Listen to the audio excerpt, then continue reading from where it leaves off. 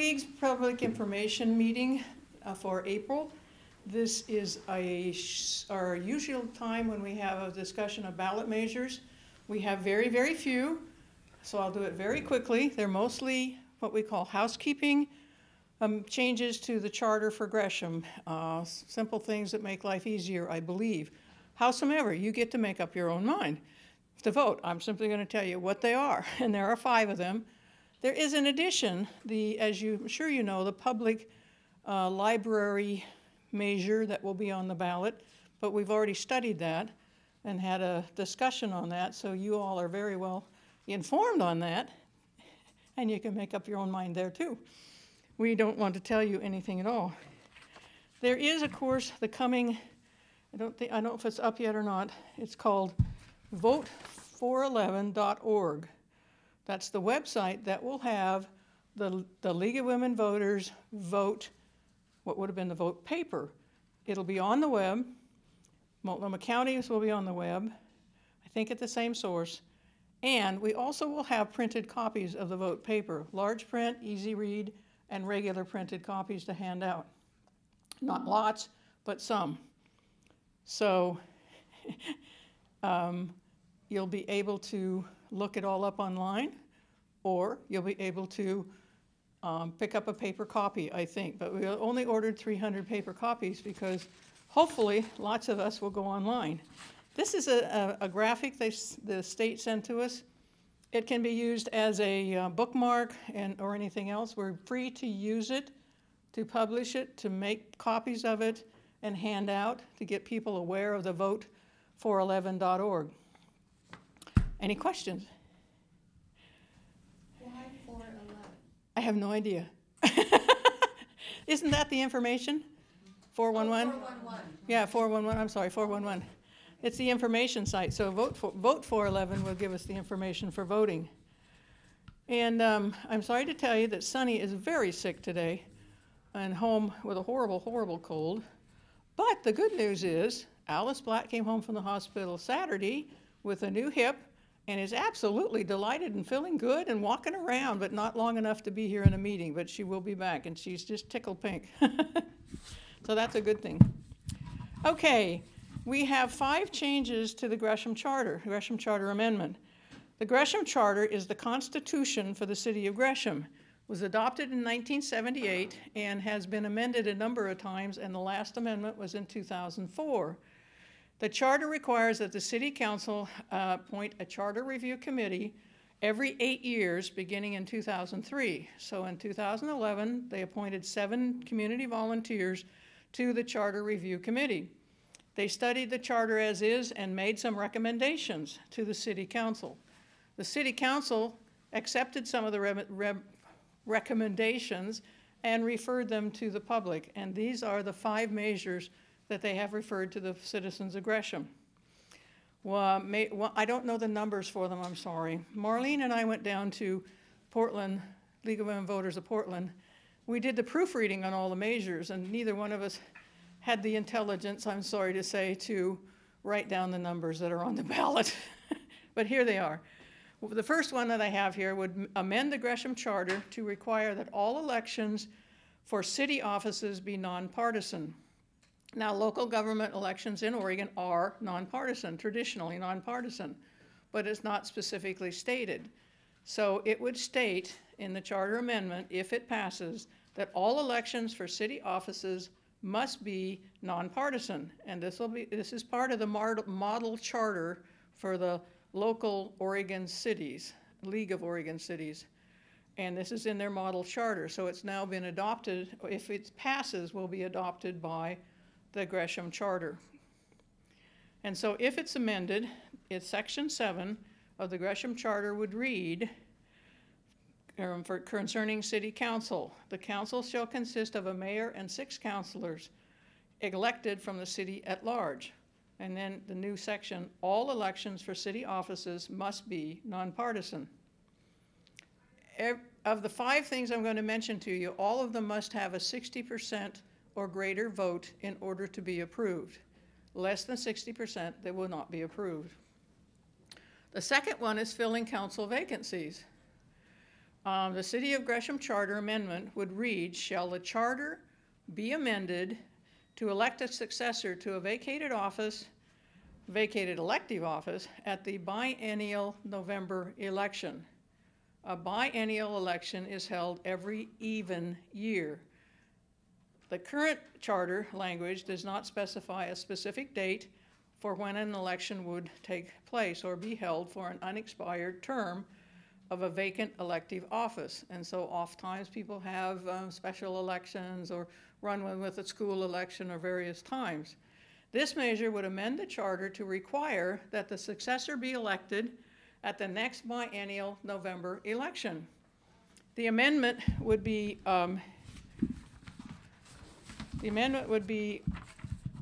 create a simple and consistent date for voters to elect the successor in the unexpired term. That changes the need for special elections. The qualifications for council is the third of the charter amendments. And it actually asks, shall the charter be amended to require persons appointed to council meet the same qualifications as persons elected to council? The qualifications to be elected to serve on council are to reside in the city of Gresham for at least 1 year, immediately preceding the election, and to be a qualified voter. The measure would amend the charter to require that a person who is appointed to fill a vacancy must meet the same qualifications as a person elected to council. As I said, these are housekeeping measures. The election of councilors, there is a charter amendment that states, shall the charter be amended to require election of councilors at the November presidential and gubernatorial elections. This measure would amend the charter so that would require 3 councilors be elected at the November presidential election and 3 councilors be elected at the November gubernatorial election. These occur in alternating pattern. They would then also delete obsolete references to previous election dates and so many months after the last election and so on, and the amendment would clarify but does not change when councilors are elected. As a side note here, as we were busy putting together the online voters guide, Marlene and I surveyed all the cities in East County, assuming we'd have councilors and mayors up for election, and must say to my embarrassment a bit, we're surprised to find out everybody's elected in November. So I hadn't realized that. I guess I never paid attention to when folks were elected. Anyway, then there's the mayoral election. And the mayoral election question is, shall the charter be amended to require the election of a mayor at the November gubernatorial election? This measure would amend the charter to require election of a mayor at the November election and deletes obsolete references to various and sundry election dates that are presently in the charter. The amendment would clarify, again, but does not change when a mayor would be elected. And again, in all cases, it will require a 60% vote of those voting persons for these to pass, or if there are less, for these not to pass. And that's the charter amendments you'll have on your ballot in May. Now, come November, you already see people circulating outside the stairs to the post office. There's a very consistent person who is passing initiative petitions to put on the ballot in November the casino again. Listen carefully to what they're saying. It is interesting. Period. Any questions? Can't comment anymore. Any questions at all? Yes, Lorraine. On the requirements for an appointment, is that any different than what they've been doing? I don't know. I think there was one situation in which a person had not been a resident for a full year or something. It just puts in writing in black and white, if you're going to be appointed to council, you have to meet the same qualifications as councilors who are elected. So everything is kind of even across. So then if a person runs for election at the next November election in which they run for election, they will have met all the qualifications. I could not find any instances of, wow, this isn't a problem, but it just sort of makes everything kind of clear and tidy. Any other questions? Well, I am absolutely delighted to introduce to you Ron Anderson from the post office. And he's going to give us a presentation about the post office, the things that it does, which it does well, and the things that it doesn't do or can't do, and largely, I think, hopefully, about finances in the post office. And then we'll have questions. Thank you, Mr. Anderson. Thank you.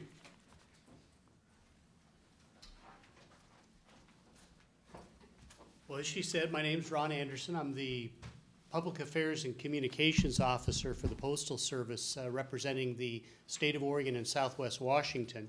And the information that we're going to go through today is actually from a business presentation that was given to a group called the Postal Customer Council. The Postal Service actually sponsors, I'll call it a users group for the Postal Service, and anyone can be a member. Membership and involvement is free of charge. Mostly the members that are involved are larger commercial mailers, and of course they have a vested interest in the Postal Service and the services that we provide from a business standpoint. But the presentation that I'll go over today really encompasses not only a business application for the Postal Service, but also how it affects you and I as residential customers and how we use the mail. And we'll touch on some of the highlights about the changes the Postal Service is going through, some anticipated, some not anticipated. All of you folks have a handout, and we'll just kind of step through this to keep me on track, and I'll keep it under about, 30, 40 minutes, and be happy to answer any questions that you have after that. The first couple pages are just a little bit of background about the Postal Service, and the one thing I really want to touch on this, there's additional handouts here. The one thing I really want to touch on in this first page that you come to is that the Postal Service does not receive any tax dollars for our operating expenses, and it relies solely on the sale of postage and products and services to fund our operations. We are required by law to cover our costs. And there are a lot of folks out there that believe the Postal Service is still taxpayer supported. We actually went from, originally we were known as a department of the post office prior to the early 70s. And I believe it was in 71 or 72 that we actually were reorganized and became the United States Postal Service. And it was at that time that the Postal Service stopped receiving or accepting any taxpayer subsidies. So unless you mail a letter or a package or come down and actually do business with us at the post office or through your letter carrier, you don't pay a dime for the Postal Service. We are totally user supported. And then there's some other highlights here in the handout that you'll probably find interesting. One is that the Postal Service has the largest retail network, larger than McDonald's, Walmart, and Starbucks combined within the United States. So we have a presence in just about every community across the United States, very well represented. And I won't go through the rest of those. You might find those interesting as you have an opportunity to read through those at a later time. I'm going to kind of jump right into the presentation. It's on the third page. Starts off with a little framed slide, says State of the Postal Service. And the next slide is actually just kind of a collage of newspaper articles. And I know we've all heard a lot about what's going on with the Postal Service in the local media. Some true, some partially true, and some just simply not true. And so hopefully I'm here today to shed a little light on really what's going on with the Postal Service, try to put it in simple terms that we can all understand and kind of get our arms around, and then what can we do as citizens and voters to help support the Postal Service, and ensure its continuity and longevity. I do have a short video that I think, is it going to work? Yeah. I do have a short video. A lot of folks are used to the idea of just placing a stamp on an envelope, dropping it in your mailbox at home or in one of the blue collection boxes or at the post office, and it magically shows up somewhere else in the country. And it's that process in between that has dramatically changed over the last 10, 15, 20 years. This video is entitled The Journey of a Letter, and it'll give you about a 3-4 minute overview of really what's going on internally within the Postal Service, things that you really don't need to think about, but it's interesting to know, how does your letter get from your home or your business to its intended recipient? So with that, let's take a couple minutes, we'll watch the video, and then we'll come back to the highlights of the presentation.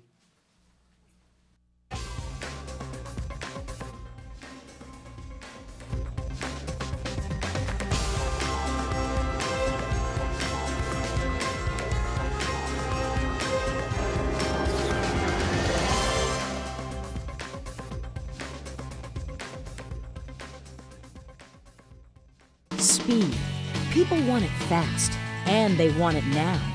In a high-speed transportation network like a mass transit system, thousands of people travel millions of miles of track to get to their final destinations.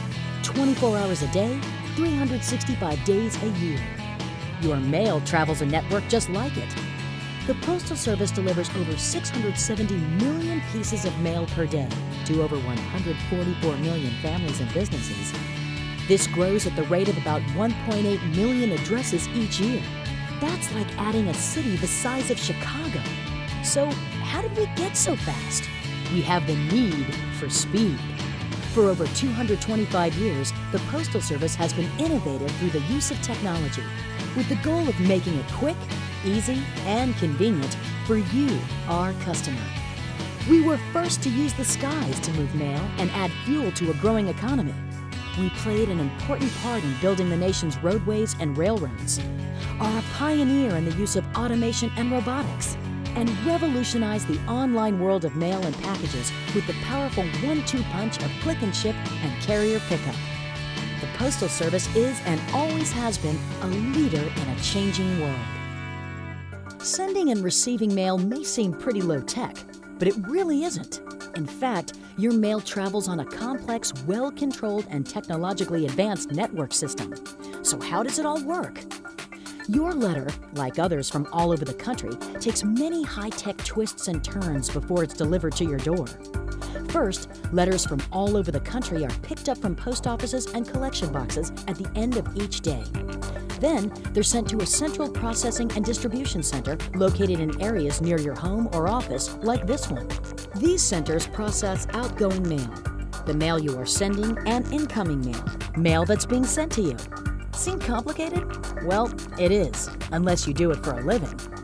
When mail arrives at the processing and distribution center, it's separated by size and type. Large, oversized envelopes and packages go to one operation and letters to another. Once this separation is done, your letter and hundreds and thousands of others just like it are sent to a machine called the Advanced Facer Canceller System. This machine does just what the name says, plus a little extra. First, it faces the mail in the proper direction for other machines to read it and cancels the postage at the same time. If the letter has no stamp, it's then moved out of the system and sent back to the return address. While being processed on this machine, the address on the letter is being read by a special device called the optical character reader. This marvel of high technology actually reads the addresses on the letters at the rate of 40,000 pieces per hour. If a barcode is detected on a letter, it's then sent directly to a barcode sorter. Now let's say an address can't be read because the handwriting is poor or the address is incomplete. Not a problem. This machine takes a picture of it, sprays an orange ID tag on the back, and transmits the image to what's called a remote encoding center, which may be hundreds or even thousands of miles away, where a postal employee looks at the image and figures it out. This can all happen within just a few seconds. Once the address is figured out, the image, now in the form of a barcode, is transmitted back to the processing center and put through the delivery barcode sorter.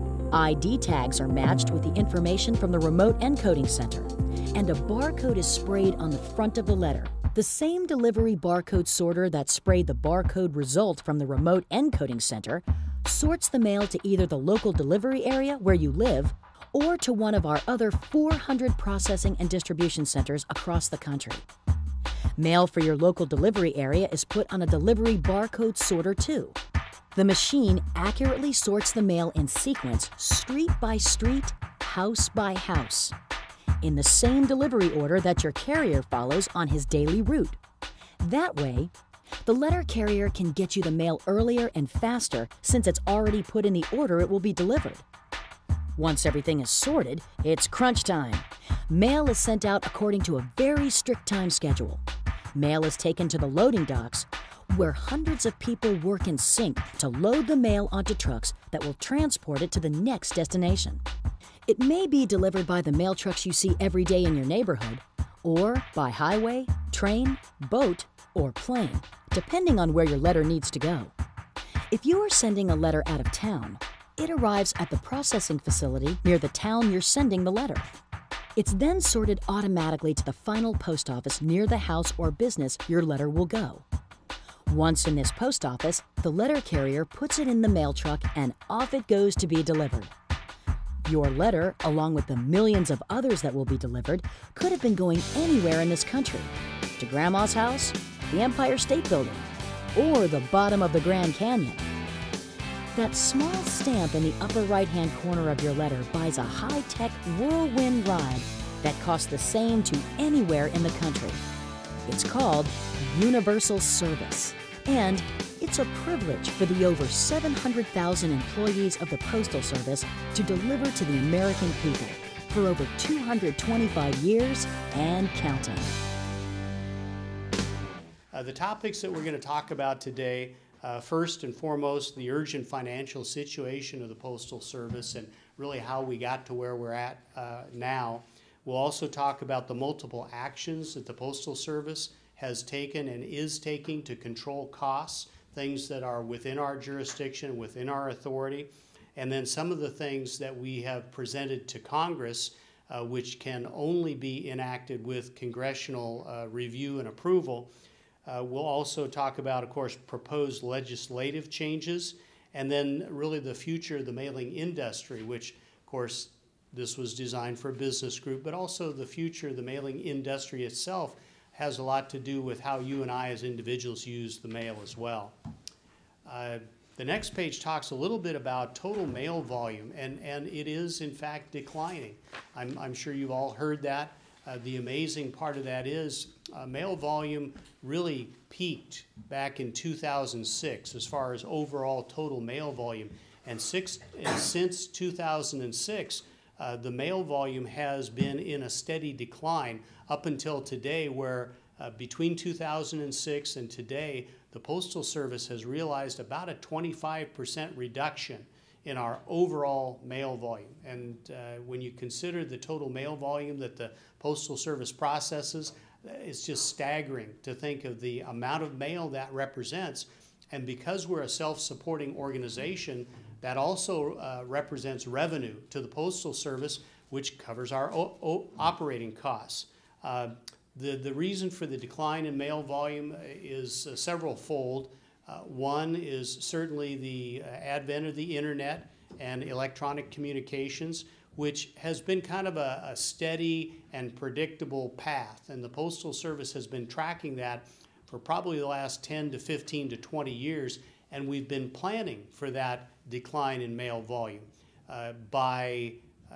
as positions, say people become eligible to retire, we have people retire and then we consolidate operations so we don't fill positions. So we've been downsizing in that way. It's important to know the Postal Service has never laid off anyone. We have reduced our employment or employees through attrition, through either people will retire or they'll move on to other organizations or take different jobs, but we've never actually laid anyone off, which I'm pleased and proud to be a part of an organization that takes care of their employees and has done right by the employees all the way along. The other thing that we've seen that has attributed to the decline in mail volume, not only the advent of the internet and more folks paying, in fact, how many folks here today actually pay their bills online? Anybody? A few folks? Maybe a few?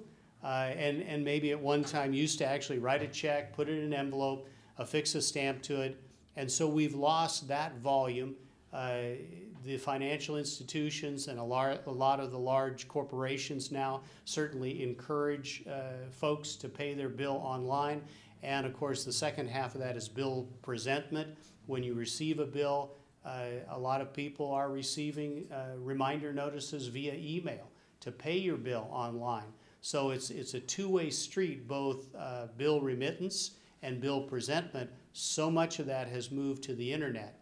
What has really put the Postal Service in the financial condition that we're in now, though, is the recession that we're really still in. Back in 2000, between 2006, 7, 2008, we saw a tremendous downturn in the economy. And due to that, it really accelerated the move from hard copy mail to the internet.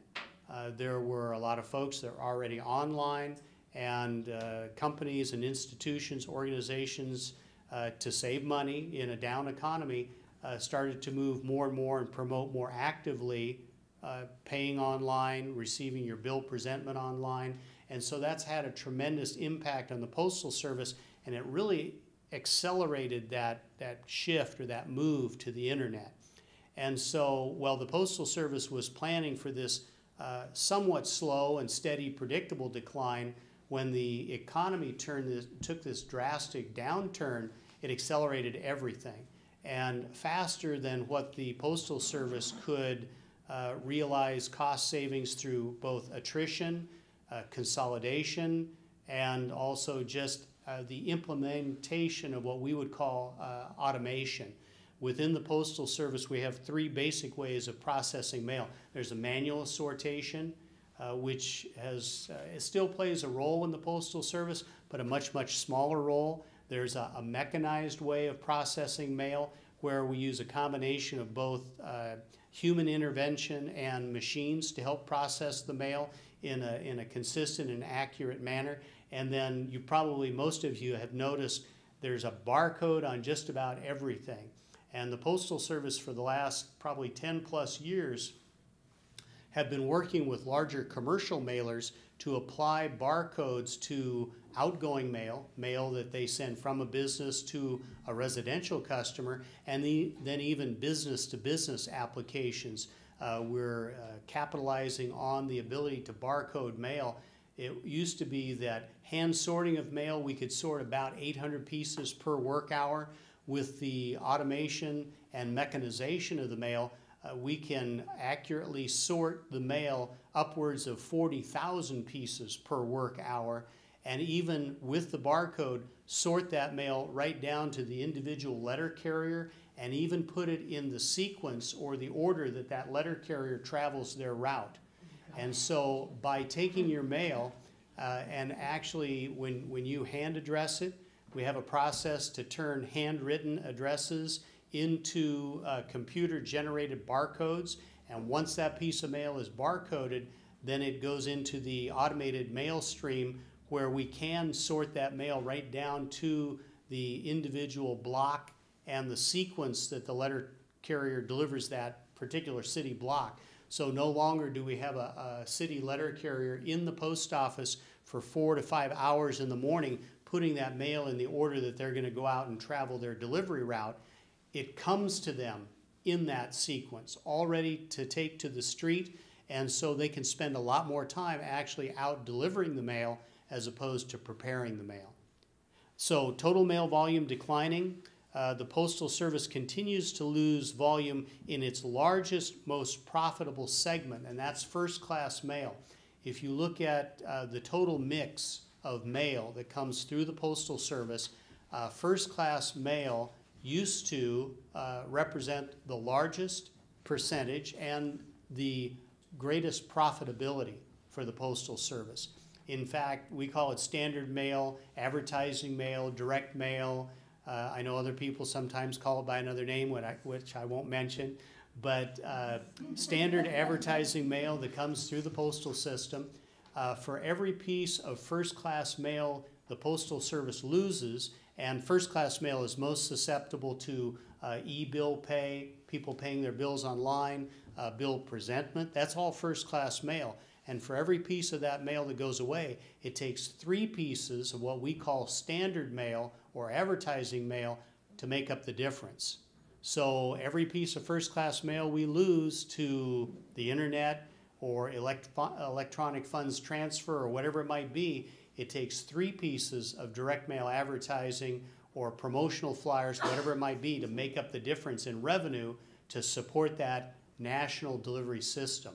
And we do provide universal delivery. For 45 cents, you can mail a letter from anywhere to anywhere within the United States for that same price. And that, I can't think of another service that provides that universal access for everyone, whether it's a business or an individual. Standard mail volume has in fact also declined though as well.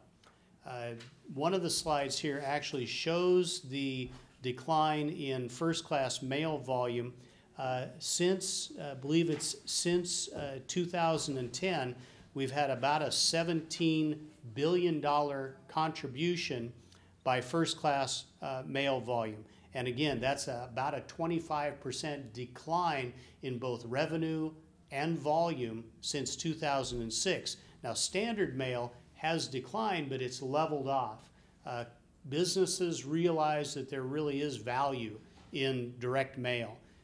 Not necessarily all by itself, but when you use direct mail in conjunction with coupons, or maybe it refers you to a website, a lot of folks are shopping online, that it actually gives people the opportunity based on maybe a direct mail piece that you receive at home or at your business to go to a company's website or maybe clip a coupon and come into a retail outlet. So businesses have realized that there really is value in that piece of hard copy mail. So that volume has flattened out, and yet that volume of standard mail only contributes about $6 billion a year as a part of the overall mail mix. The Postal Service was projected to actually go into default by September of last year.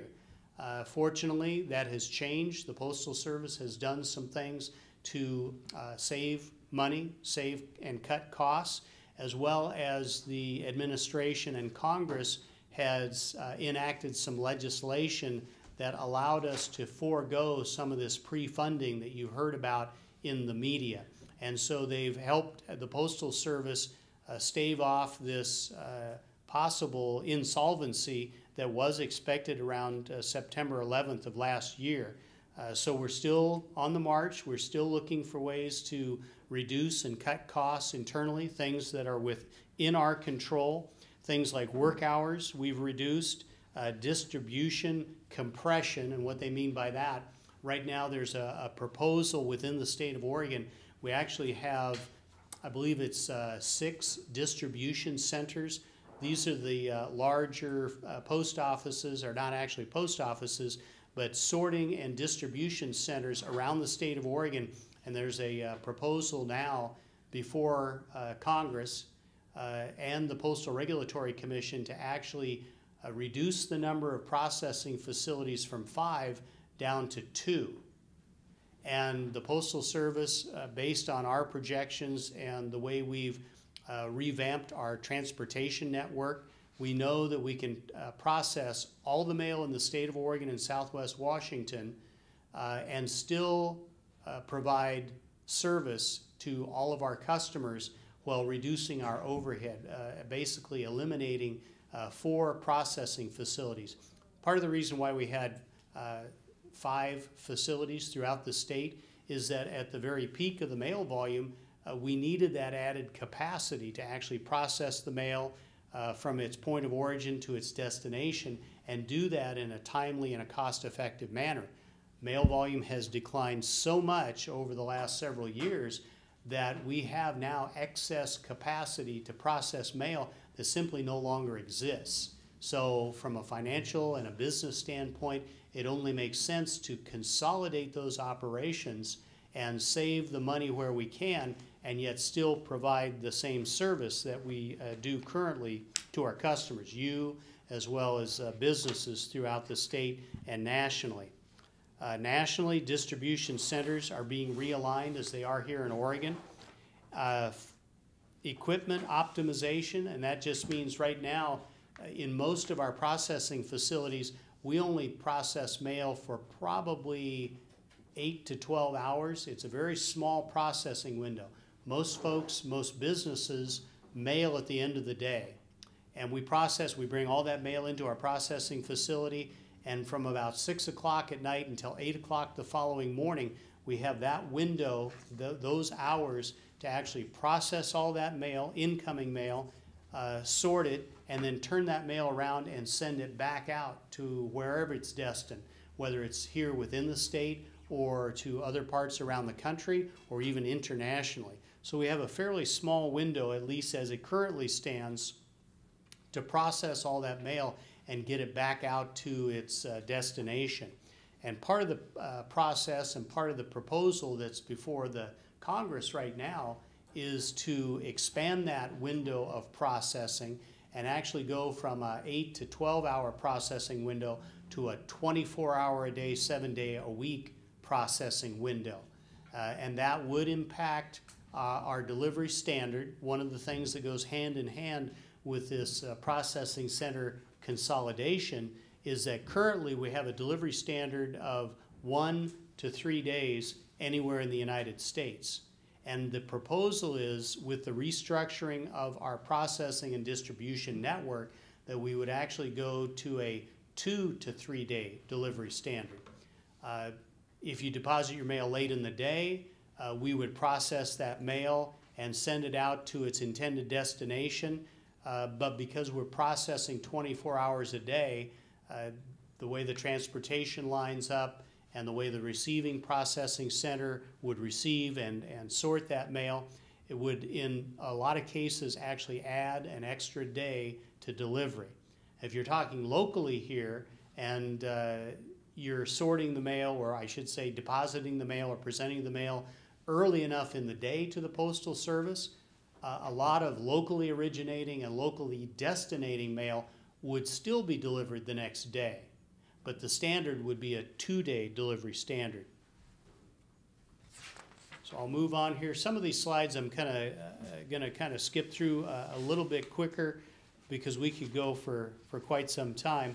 Efforts in place to optimize our distribution network, which is primarily what you're hearing about in the media now, is the consolidation of processing operations, which I just talked a little bit about, optimizing our transportation, making sure that every truck that's carrying mail is completely full when it leaves one facility going to the next facility. So optimizing our transportation, increasing machine utilization, and that's going from that 8 to 12 hour processing window to a 24-hour a day, 7-day-a-week processing facility, and then in concert with that, optimizing our work hours.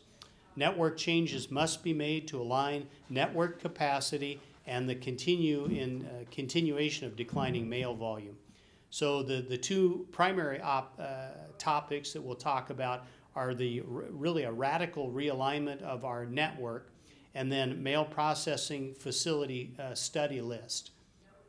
Network capacity, it's one of your slides in the handout there. They talk about growth and capacity expansion from the 70s up until 2006, when mail was continuing to grow, and then from about 2006 on, mail volume has gone the other way. It's continued to decline and our projections are out until 2013. So we're planning well into the future. We can't plan just for today. We have to plan for projected volume decline. And by all indications, and the internet continues to grow, the next generation, including my son and all his friends, continue to pay their bills online.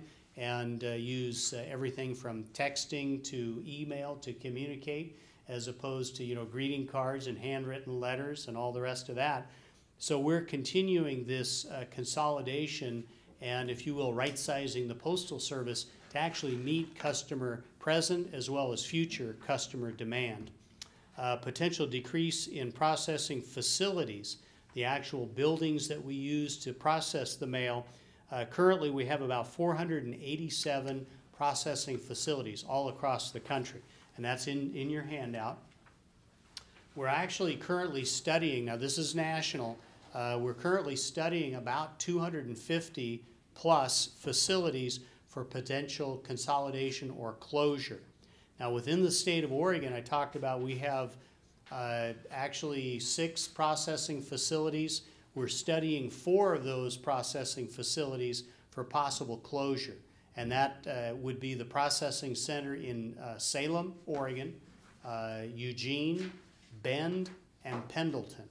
Those are the 4 facilities currently that are processing mail, but for the better part of the day, because we don't have the volume of mail to really fully utilize those facilities, they're sitting idle for the better part of every day. It's unused equipment, it's overhead costs that the Postal Service pays for those buildings, and all the attributed facilities or overhead costs that go along with those. The potential network would be reduced down to about 240, 250 facilities is the proposal nationally. And then one of the slides that you have in your handouts shows the current mail processing sites here within the state of Oregon. And then the second slide following that shows the proposed remaining processing facilities, which in the case of the state of Oregon would be Portland and Medford. Those would be the 2 mail processing facilities literally that would serve the entire state of Oregon and Southwest Washington. The changes, as they would affect you and I and businesses within the state, processing or planning for new mail processing footprint and transportation pattern, that's already been worked out. And we've tested these plans. The biggest impact or the most noticeable thing that people would see is, like I said earlier, we would go from a 1 to 3 day delivery standard to a 2 to 3 day delivery standard. In most cases, though, if you mail early in the day and we pick up that mail and process it through Portland in the local area and even other parts around the state, you would still see in some cases a 1 day delivery, but the delivery standard or the commitment would be 2 days. There are businesses as well as our vote by mail process that are very concerned about timely delivery of the mail. And for those companies that have a need for next day delivery, we're working with those companies and organizations one-on-one and showing them what our transportation and sortation schedules would look like under this new proposal and how they can take advantage of this new change in schedule and still realize a next day delivery in most cases. The key is rather than most companies waiting until the end of the day and depositing their mail with the Postal Service at 5, 6, 7 o'clock at night, leaving us a very, very small window of opportunity to actually process, distribute, and send that mail back out. We're going to be working with companies as well as the state and the county elections offices, because obviously they plan far, far in advance when we have an election coming up, or a large company has a billing statement that they need to get out, or a promotional mailing. Working cooperatively with them, we can actually arrange and coordinate our schedules to where if they can deposit the mail with the Postal Service early enough in the day, gives us a larger processing window, we can still provide that next day delivery where it's needed. But it's going to take a little more cooperation, a little greater understanding on these companies' parts as to how they can take advantage of this scheduling and still get next day delivery. If they wait till the end of the day and they deposit mail, between 5 and 6 o'clock at night, then they're going to probably see that 2 day delivery standard. As far as our mail processing operations, we currently have total number of career employees, about 560,000 employees. Total mail processing, total number of employees, letter carriers, clerks, including me, about 600,000 employees. Of those 600,000 employees, about 150,000, a little over 150,000 represent the folks that work in the mail processing operations. And what we're looking at here over the next couple of years through attrition, reassigning employees to different areas within the Postal Service where they're needed, we will, or we're attempting to reduce our number of mail processing employees by about 35,000. So that's a substantial reduction. And I think the last study that was done is like 1 out of every 4 or 5 postal employees actually is currently eligible to retire right now. So we're looking at, through attrition and reassignment, reducing our ranks in mail processing by about 35,000, and we believe we can do that without laying anyone off. So that's our goal. Fewer facilities, greater utilization of the current facilities we do have, and increased efficiency. Our goal is to reduce our overhead costs by about $6.5 billion by 2015. And a number of the ways that we're doing that, earlier mail availability, driving more efficient cost with local delivery, and also partnering with other retailers. How many folks have had a chance, if you do buy postage stamps, do you buy them through Fred Meyer's sometimes, or Safeway? Or so those are some of the partnerships that we have through other local retailers. And in fact, we've even partnered with Home Depot Office Supplies, and now they're providing not only stamp sales, but also package services. If you need to mail package, you can go to your local Office Depot and mail your holiday or Christmas package. Great idea. They're open, I think it's from 9 to 7, 6 days a week. And because it's not real well known yet, this is a tip, usually fairly short lines. You just go to their customer service counter and say, I'd like to mail this through the Postal Service, and they provide all the same domestic package mailing services that you can get at the post office. And we're looking to expand those retail partnerships with other companies as well. But Home Depot was the first national contract. Office Depot, thank you. Oh, not Home Depot. Not Home Depot. Okay. Thank you. I spent a lot of time at Home Depot too. But it's actually Office Depot. I'm doing a bunch of remodeling. Timeline-wise, this was all proposed back on September 15th when the Postal Service first made a public announcement about consolidating mail processing operations. And there's actually 2 initiatives going on concurrently.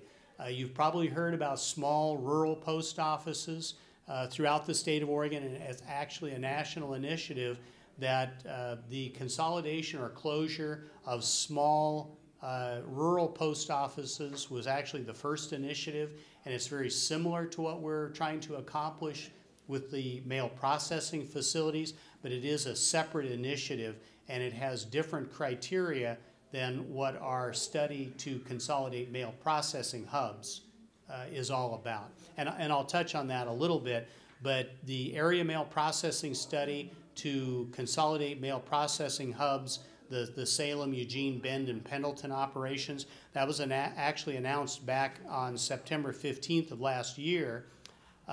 Mid-September of last year, it was actually posted in the Federal Register, where if you follow different initiatives in the federal government, as well as anything to do with the Postal Service, all of that's posted in what's called the Federal Register.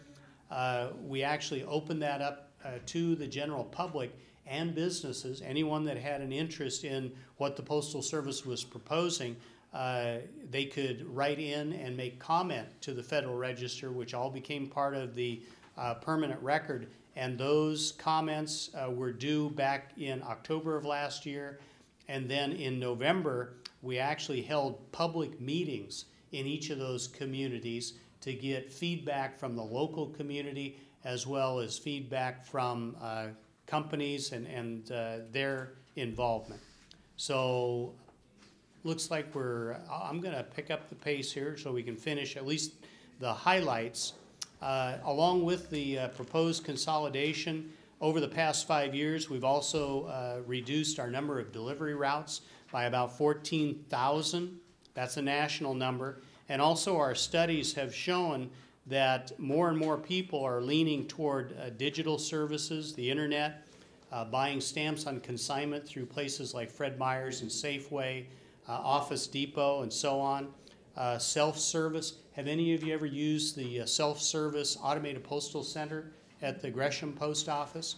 That's open extended hours. You can mail packages and buy stamps. And so that kind of addresses the idea where we're reducing the number of physical post offices. The communities where we're looking at consolidating or closing post offices, though, would still receive the same street delivery that they currently have. We're not talking about doing away with delivery for anyone. Everyone still gets free delivery. It's just that we're looking at reducing our overhead costs by consolidating or closing some of these small post offices that just present a tremendous amount of overhead for the Postal Service. And then, of course, you can get postal services by mail through catalogs, fax, and phone, as well as our retail partners. And we've also implemented a program called Village Post Offices, which are kind of like if you've ever seen a post office set up in the back of the 88-cent store or the dollar store. They'll have a little counter in the back that provide postal services. So we're partnering with other retailers to make sure postal services are available to our customers, but yet it's at a lower overhead cost to the Postal Service.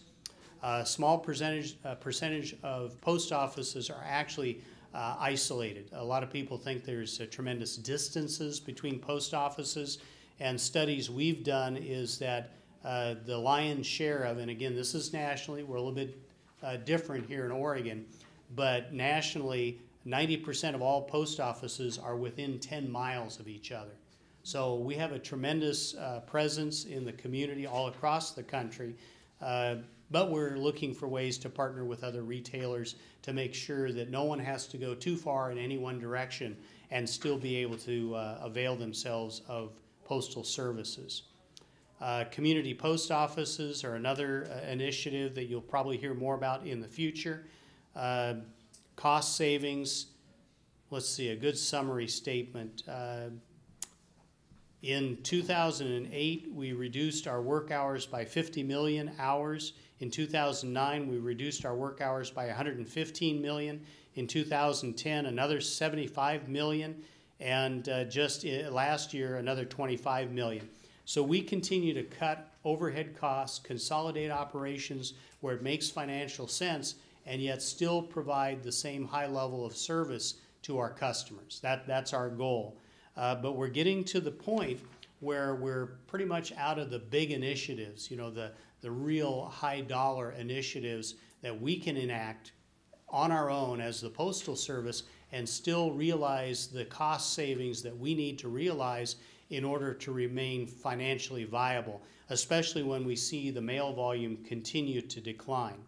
So some of the things that we have out there that are being proposed, legislative change, we're looking for the possibility of going from a 6-day-a-week delivery to a 5-day-a-week delivery, which would save the Postal Service somewhere around the savings for frequency and delivery, about $3.1 billion every year.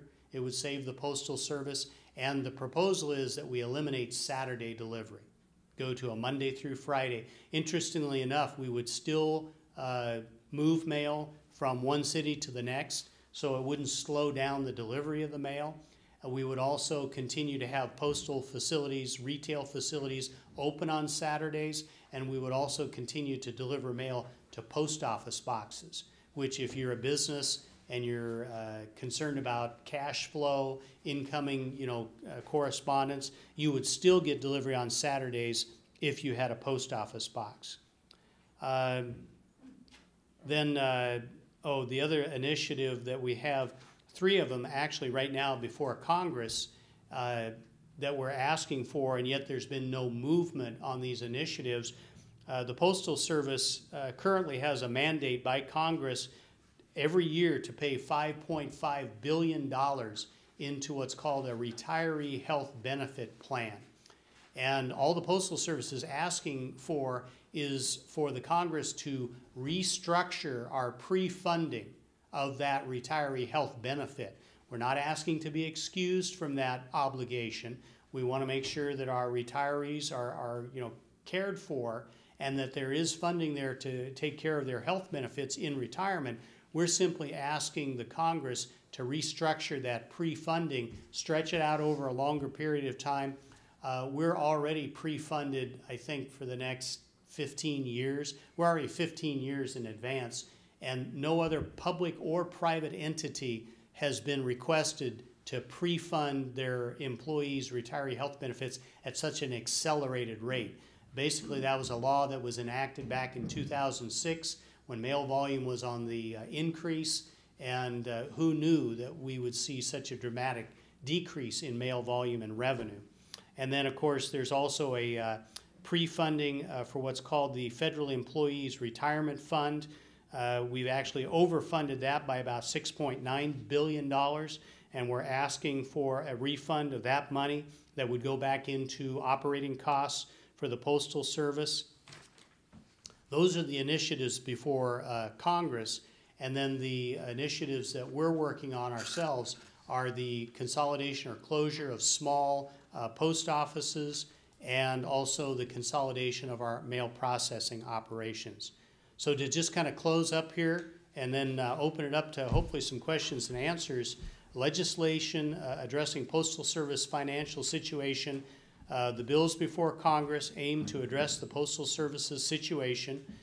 Each bill has pieces that are helpful to the Postal Service, and the Postal Service senior management and government relations are working with Congress and the administration to develop legislation that can be enacted quickly. In fact, we actually put into place a moratorium that we wouldn't make any changes until May 15th or after in order for both the administration and Congress to try to come up with a better plan. And so far, there's been no movement on either our proposals or on the Congress or the administration proposing a different plan. So we're still waiting, but we're moving ahead with those initiatives that we do have authority and jurisdiction over, so that we can start to realize some of the cost savings and ensure our financial stability. The Postal Service is taking action within its authority to right-size the retail delivery and processing network in response to the nation's changing use of the mail. These actions alone are not enough. The Postal Service cannot regain financial stability without congressional action. So we're urgently working or engaged with Congress and the administration to achieve a legislative resolution that will allow us to best serve you, our customers. Whatever the outcome, it will not only will it affect the Postal Service, but it will shape the future of the mail and the mailing industry. Meanwhile, our commitment to providing excellent delivery service and connecting senders and receivers across the nation remains unchanged.